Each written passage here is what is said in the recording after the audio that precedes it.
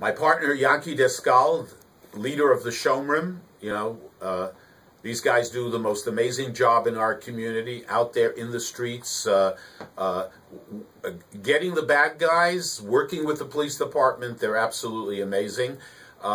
This is a continuing program of trying to give information to people that will be helpful to them. And I think right now, Yanky, it's right before the summer. In the next 2 to 3 weeks, people will start packing up and leaving their homes in their communities, be it Boro Park or any other community where people leave, be it to the country, on vacation, a trip.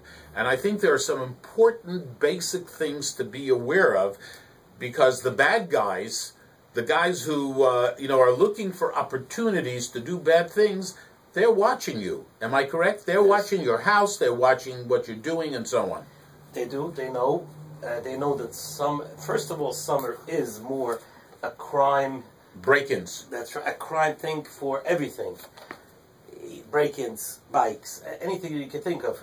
It's summer. Everybody's out, and they know that people go out for vacation, for weekends, and everything else. So we've got to be prepared that they shouldn't take your home.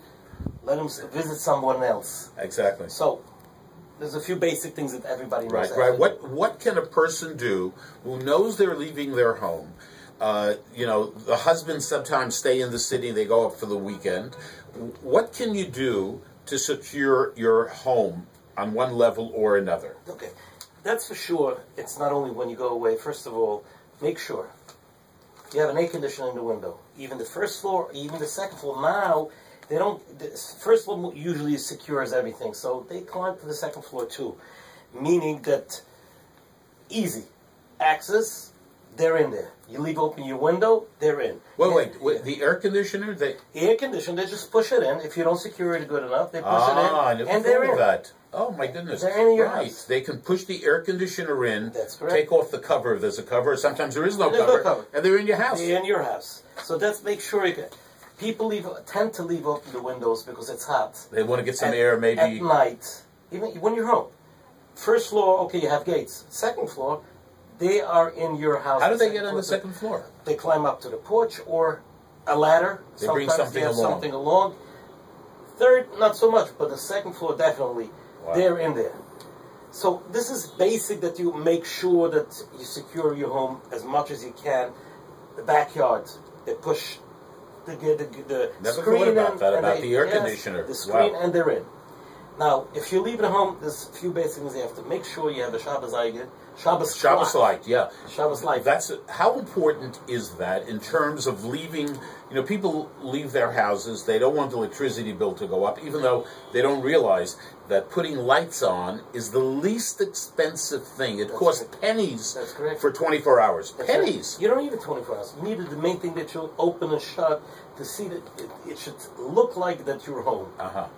You take in your mail. If not, you have the neighbor take in any flyers, boxes. Sometimes people drop things at your house, a local newspaper. If you leave it there, and after a few days they see a bunch of things there, they know someone is not home.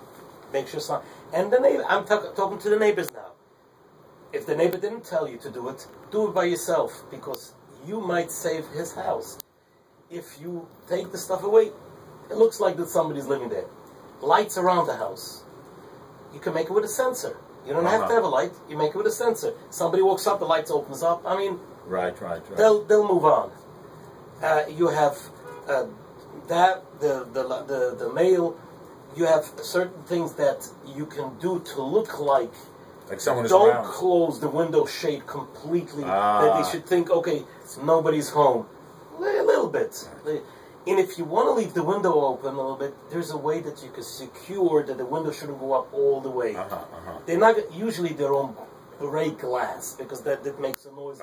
The bad guys, the guys who want to break in, they see this as an opportunity. No one is around. They can go into the house. No one is going to bother them. They're looking for opportunities, right? The bad guys, you've come into contact with a lot of them. They're looking for opportunities. We had situation that you could see through the neighbor's camera that the guy came back Friday night and he was back Saturday night because he had a good time Friday night. Now that nobody's home Saturday night, he's back again. So you make sure that it looks like it's lived in. Yeah, if people who have alarms, okay, in their house, are they safe? Do they have to not be concerned? They are safer. Okay. Because even with alarms, they can be in the house until PD shows up if they're very busy. Not because intentionally they show up late. If they're busy, he can be in and out, and maybe not as much. It didn't take so much, but he might take some values. And one of the better things to do, I always did it when I left. Yeah. Take out the valuable from your house. Take the silver jewelry. Take it out, even if he comes in and it happens that he did break in. Right, it's a good idea. He should not find stuff in the house. So any kind of jewelry, gold, silver, rings, diamond rings, anything that's really, really of value. You don't have to move everything out of the house. No. But these are things that are easy. Bring it to maybe to a friend, maybe in a bank, parents, vault, parents, etc. Yeah, take it out. Right. Then you won't have any regret. Even if you hide it, if nobody's home and nobody sees them and they broke in, they will turn over your house. They're looking for. They're looking for something. Right. They'll walk up at something. So even if you think you hit it, they'll find it. Take it out of your home. That's the best way. You secure yourself. Right. This is a house. I just want to add, people go out to them upstate. Take 5 or 10 minutes more. Don't rush. We don't need accidents. We're talking about it, and even if you only don't speed. We have so many heard so many accidents happens because if you would have taken your time going out another 5 minutes, not more, or 10 minutes, it saves lives. You know what I just thought? I know in our community, Baruch Hashem, people can go away, which is wonderful.